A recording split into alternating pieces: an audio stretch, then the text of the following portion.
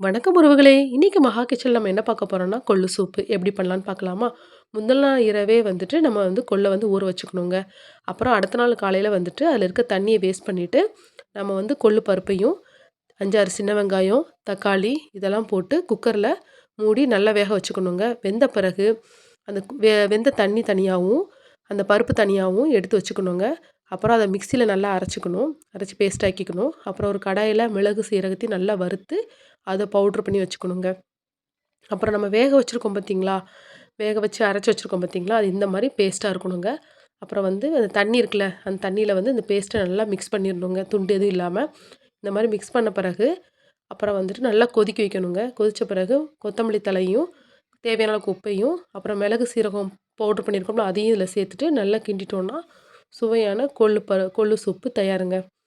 இது ரொம்ப ஹெல்த்தியாவும் இருக்கும். அதே சமயம் டேஸ்ட்டாவும் இருக்குங்க. எப்படி இருக்குன்னு ட்ரை பண்ணி பார்த்து சொல்லுங்க. பாய்.